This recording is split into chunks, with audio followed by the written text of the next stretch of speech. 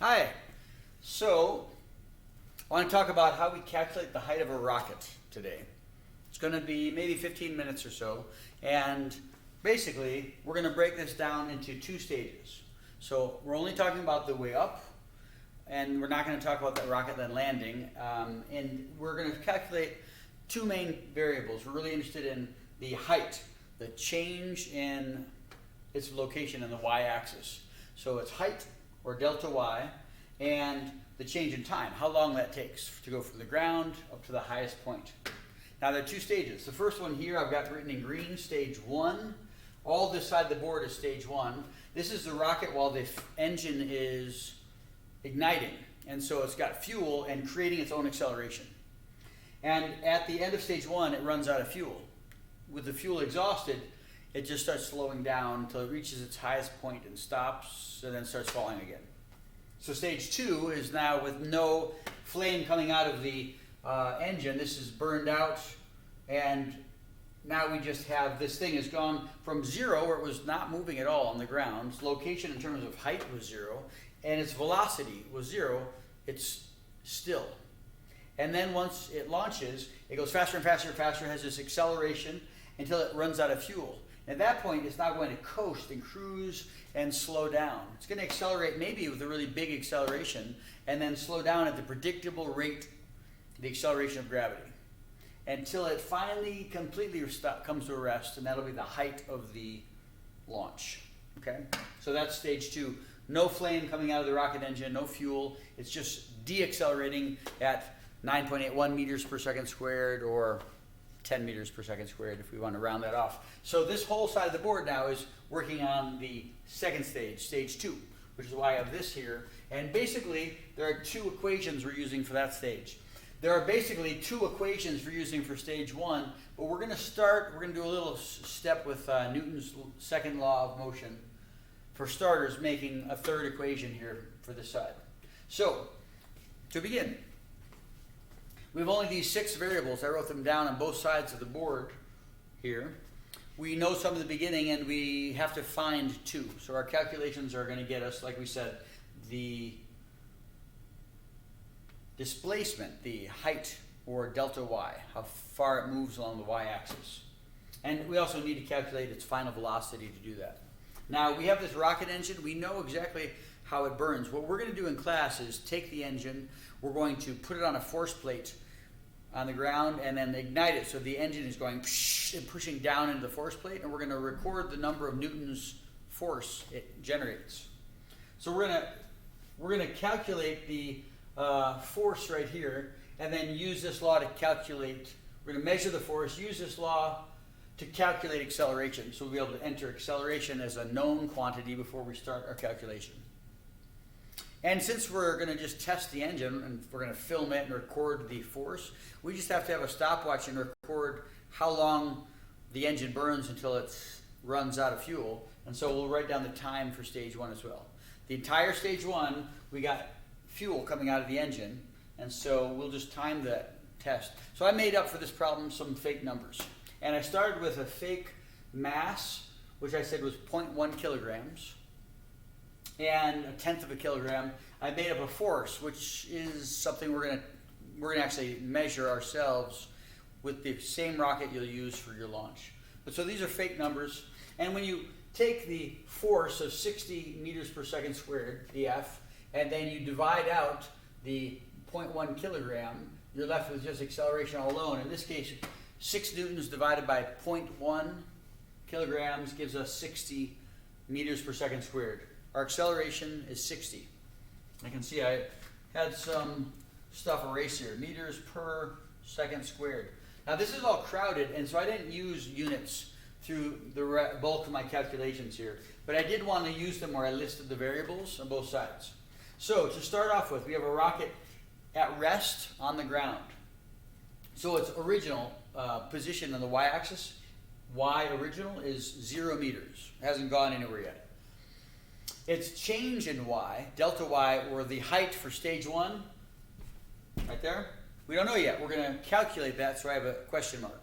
Its original velocity is 0 because it's at rest while it's sitting on the ground here on the launch pad. So we know that's 0 meters per second squared. Its final velocity we'll calculate. And then we know the acceleration and the time. So the acceleration is 60 meters per second squared. Now, moving down here to our first kinematic equation, our first equation dealing with motion here, it says here in red, the final velocity, Vf, equals the original velocity, Vo, plus the acceleration times the time. Now, this is easy because, I've got green here, let me do this in black. This is easy because the original velocity is going to be 0. We know that it's not in motion at all. So, we have 0 plus the acceleration times time. Basically, the final velocity is just the acceleration times the time. 60 meters per second squared times 1.7 seconds. Now we have an answer there. Plug that in your calculator. For this example, 60 times 1.7 equals 102 meters per second. That's our final velocity. It's acceleration times time, 102 meters per second. Okay. We have the a variable we can put down here. We just calculated it. Final velocity, 102 meters per second. Now, our second equation, final velocity squared equals the original velocity squared plus twice the acceleration times the height, or the delta y. So, our final velocity here, we just calculated. We're going to square that whole number, 102 squared. It's going to equal our original velocity. Remember, we started at rest, so 0 squared. This whole thing is going to cancel out as well. 0 times 0 equals 0. So adding that to this doesn't change the equation at all. We're just going to say it dropped out. So we have our final velocity squared, 102 squared, equals twice the acceleration, or 2 times an acceleration of 60 meters per second squared. That's 120 meters per second squared times the change in height, or the delta y.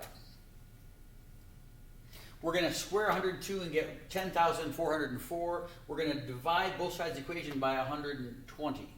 So then this would cancel out here, leaving only y on this side of the equation. So we have 10,404 divided by 120, and there's our answer. We're calculating the final velocity, and we're using this to solve delta y, and so delta y here is 86.7 meters. So now we have our final variable here, 86.7 meters. This is what we're really trying to find. But of course, this total here, this is what we calculated, only the height after stage 1. Before we can actually write down our final answer, what we're trying to calculate is the total height.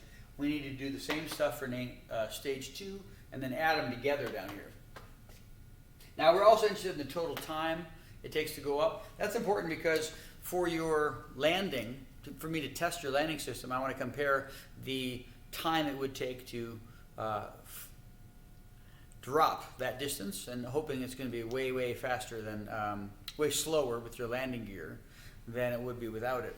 At any rate, we want to have a base of comparison, and we're going to later calculate what it would take to fall this distance at the acceleration of gravity, how long it should hit the ground if you had no landing system at all. But I just thought it'd be fun to compare the way up as well, as long as we're doing that. So we're going to calculate total time. We now have, well, we already had half of that equation, but we have to then answer, well, how long will it take for the second stage before we can add them together? All right.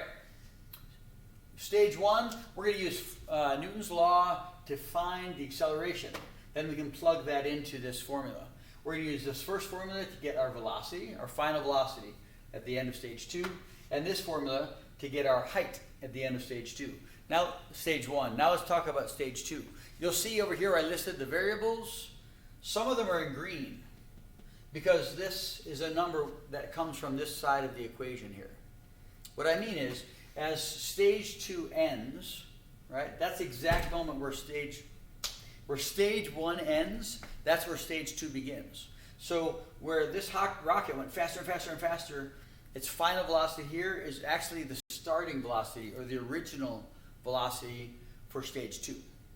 So we just calculated a final velocity of 102 meters per second squared. That's actually where we're going to start stage 2. That's how fast the rocket's going at this point. So I just copied that over here, and it's green to remind you that came from the math calculations you did for stage 1. Similarly, we are not starting at rest on the ground. We're starting some ways off the ground, and we calculated that height already in stage 1. So our final height, our delta y for stage 1, is exactly the location that we start stage 2, so we know this number. So what we don't know is how it's going to go up from there, our change in y, delta y above this point. So we're going to find the height of stage 2 and then add them together here to get the answer to our main question. We also don't know the time, how long that will take. But we do know a couple other things. We know that our final velocity will be 0. Hopefully that makes sense to you. Now we have the rocket going slower and slower and slower and slower until finally it comes to rest and starts to fall down. So we're going to end with a velocity of 0 here. Final velocity 0 meters per second. Now the acceleration is how quickly it's slowing down. What force is making it slow down? Gravity. So we know that this is about 10 meters per second squared. Or here we wrote more precisely 9.81 meters per second squared. Now, because it's going up against gravity, that's a negative number. At the end, we do some math. We'll do this in another video, where we calculate how long it should take to drop if there was no landing system at all, right? How long that would take. The only force making it fall would be the acceleration of gravity, but it would be a positive number, unlike this one. Because when it goes down towards the Earth, we call that positive. That's what gravity does, pull things down. All right, so we have all these variables here. We're going to use this same equation we've seen before, and we're going to use this now to solve for our height for stage 2, our delta y. So our formula, again, is the final velocity squared plus or equals the original velocity squared times twice the acceleration, plus twice the acceleration times our height, or delta y. So we know that our final velocity is going to be 0. This is going to come to a rest. It's going to slow down until it completely stops before it falls back down to Earth. So this number squared is 0. We know our final velocity we calculated here, and we're going to square that.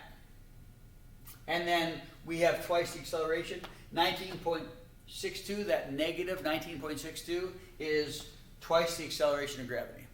So negative 9.81 times 2 is this number. And what we're going to try and find is the change in height, delta y. So we're going to try and get that alone on one side of the equation. I'm going to take this number and square it and get 10,404. And then because it's just added to the rest of those numbers, I want to move everything, all the numbers to the left side of the equation, leaving delta y alone on the right side of the equation. So to simplify this, I'm going to first subtract this number from both sides. So I have over here a negative 10,404. That's my final velocity squared. Now I've got this equals negative 19.62 times delta y. I want to get the delta y all alone, so I divide both sides by 19.62, negative 19.62. These, a negative number divided by a negative number, those signs will cancel out and we'll have a positive quotient here. When we divide them, we get 530.3 meters. These cancel out, leaving y all alone. I should have said this cancels out. Leaves delta y all alone. That's the height of stage 2. Pretty far compared to the height of stage 1. And now we're really close. We can add those two numbers together and then put them here. It's going to be the delta y from stage 1. I'm just going to write here stage 1 plus my delta y from stage 2. So you add those two numbers, this one, and we have a solution for how high it's going to go. Pretty simple, especially if you've done it a couple times. These two equations are the same. Now, These two equations are the same, and we're going to use this equation to see how long the second stage takes. Basically, final velocity equals original velocity plus acceleration times time. My final velocity, again, is going to be 0. So this cancels out. And I have this equals my original velocity plus the acceleration times time. I'm going to take the original velocity. Since it's just added, I'm going to subtract it from both sides so I can strip away all the numbers, eventually leaving time all alone on the right side of the equation. So I subtract this. I have now negative 102 equals negative 9.81 t.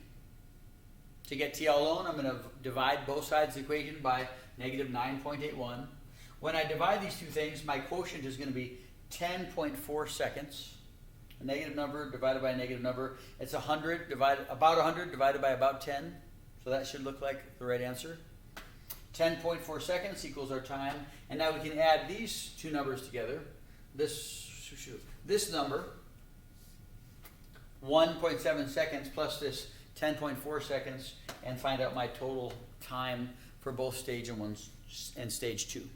Okay, so that's long. It's a whole whiteboard full of stuff, but hopefully you realize this equation is just Newton's second law, so probably something you first heard in middle school. And then we have two equations.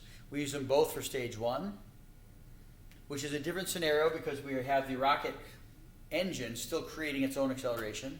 Then we use both those equations, same two, for stage 2, which now is sort of a free fall situation where we have something in motion and the only thing changing its situation, changing its velocity, is the deacceleration of gravity. So it slows down to a complete halt. We could use the same two equations to figure that out. Since we did them separately, we take the two answers and add them together. We can get the change in location in the y-axis, or the change in delta y is the height, and we can get the time.